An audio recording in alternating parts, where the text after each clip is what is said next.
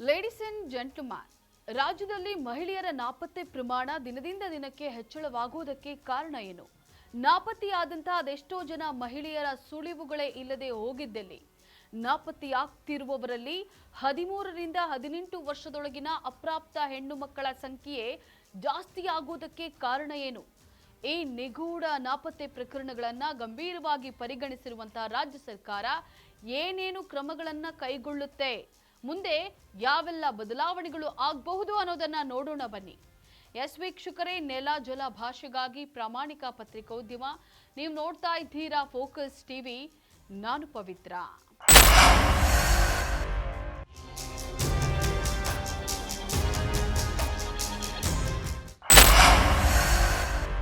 ಕರ್ನಾಟಕದಲ್ಲಿ ಮಹಿಳೆಯರ ಮತ್ತು ಅಪ್ರಾಪ್ತ ಹೆಣ್ಣು ಮಕ್ಕಳ ನಾಪತ್ತೆ ಪ್ರಕರಣಗಳು ದಿನದಿಂದ ದಿನಕ್ಕೆ ಏರಿಕೆಯಾಗ್ತಾ ಇದ್ದು ಆತಂಕಕಾರಿ ಬೆಳವಣಿಗೆಯಾಗಿದೆ.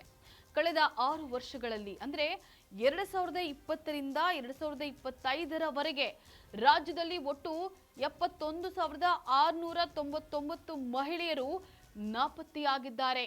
ಈ ಪೈಕಿ ಪೊಲೀಸರು 68,718 ಮಂದಿಯನ್ನ ಪತ್ತೆ ಹಚ್ಚುವಲ್ಲಿ ಯಶಸ್ವಿಯಾಗಿದ್ರು.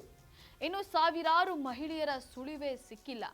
ವಿಶೇಷವಾಗಿ ಕಲ್ಯಾಣ ಕರ್ನಾಟಕ ಭಾಗದಲ್ಲಿ ಈ ಪ್ರಕರಣಗಳು ಹೆಚ್ಚು ದಾಖಲಾಗಿವೆ ಅಂತ ಹೇಳಿ ವರದಿಯಾಗಿವೆ. ಇನ್ನು ಇಡೀ ರಾಜ್ಯದಲ್ಲಿ ರಾಜಧಾನಿ ಬೆಂಗಳೂರು ಮಹಿಳೆಯರು ಮತ್ತು ಮಕ್ಕಳ ನಾಪತ್ತೆ ಪ್ರಕರಣಗಳಲ್ಲಿ ಮೊದಲ ಸ್ಥಾನದಲ್ಲಿದೆ. ಇದರ ಬೆನ್ನಲ್ಲೇ ಮೈಸೂರು, ಬೆಳಗಾವಿ, ಶಿವಮೊಗ್ಗ ಮತ್ತು ತುಮಕೂರು ಜಿಲ್ಲೆಗಳಲ್ಲಿ ಹೆಚ್ಚು ಪ್ರಕರಣಗಳು ದಾಖಲಾಗಿವೆ. ಅದರಲ್ಲೂ 13 ರಿಂದ 17 ವರ್ಷದೊಳಗಿನ ಹೆಣ್ಣು ಮಕ್ಕಳು ನಾಪತ್ತೆಯಾಗ್ತಿರುವವರ ಪ್ರಮಾಣ ಹೆಚ್ಚಾಗಿದೆ. 11,202 ಬಾಲಕಿಯರು ನಾಪತ್ತೆಯಾಗಿದ್ದು ಅದರಲ್ಲಿ 910 ಹೆಣ್ಣು ಮಕ್ಕಳ ಸುಳಿವು ಇಂದಿಗೂ ಕೂಡ ಸಿಕ್ಕಿಲ್ಲ.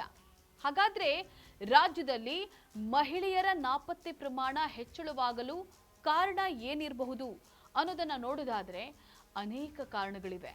ಅವುಗಳಲ್ಲಿ ಮನೆಯಲ್ಲಿನ ಗಲಾಟೆಗಳು, ದೈಹಿಕ ಅಥವಾ ಮಾನಸಿಕ ಕಿರುಕುಳ ತಾಳಲಾರದೆ ಹಲವು ಮಹಿಳೆಯರು ಮನೆ ಬಿಟ್ಟು ಹೋಗ್ತಾ ಇದ್ದಾರೆ.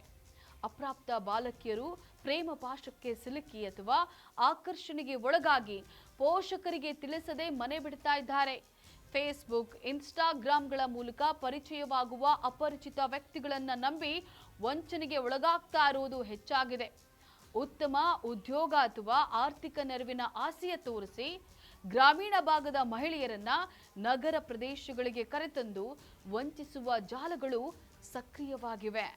ಇದರ ಹಿಂದೆ ವ್ಯವಸ್ಥಿತ ಮಾನವ ಕಳ್ಳ ಸಾಗಣೆ ದಂಧೆ ಇರುವ ಸಾಧ್ಯತೆಗಳ ಬಗ್ಗೆ ಹೈಕೋರ್ಟ್ ಕೂಡ ಆತಂಕವನ್ನ ವ್ಯಕ್ತಪಡಿಸಿದ್ದು ಈ ಕೋನದಲ್ಲೂ ಕೂಡ ತನಿಖೆ ನಡೆಸಲು ಸೂಚಿಸಿದೆ. ನಾಪತ್ತೆಯಾದ ಮಹಿಳೆಯರು ಮತ್ತು ಮಕ್ಕಳ ಪತ್ತೆ ಕಾರ್ಯವನ್ನ ಚುರುಕುಗೊಳಿಸಲು ಪ್ರತಿ ಜಿಲ್ಲೆ ಮತ್ತು ನಗರಗಳಲ್ಲಿ ಜಿಲ್ಲಾ ಮಿಸ್ಸಿಂಗ್ ಪರ್ಸನ್ ಯೂನಿಟ್ಗಳನ್ನು ರಚಿಸಲಾಗಿದೆ. ಹಾಗೇನೇ ಮೊಬೈಲ್ ಲೊಕೇಶನ್, ಸಿಸಿಟಿವಿ ಫುಟೇಜ್ ಮತ್ತು ಆಧಾರ್ ಲಿಂಕ್ಗಳ ನೆರವಿನಿಂದ ತಾಂತ್ರಿಕವಾಗಿ ತನಿಖೆಯನ್ನ ತೀವ್ರಗೊಳಿಸಲಾಗ್ತಾ ಇದೆ. ಶಾಲಾ ಕಾಲೇಜುಗಳು ಮತ್ತು ಸಾರ್ವಜನಿಕ ಸ್ಥಳಗಳಲ್ಲಿ ಮಹಿಳಾ ಸಂಘಟನೆಗಳ ಸಹಯೋಗದೊಂದಿಗೆ ಸುರಕ್ಷತೆ ಹಾಗೂ ಸೋಷಿಯಲ್ ಮೀಡಿಯಾ ಬಳಕೆಯ ಬಗ್ಗೆ ಜಾಗೃತಿಯನ್ನ ಮೂಡಿಸಲಾಗ್ತಾ ಇದೆ.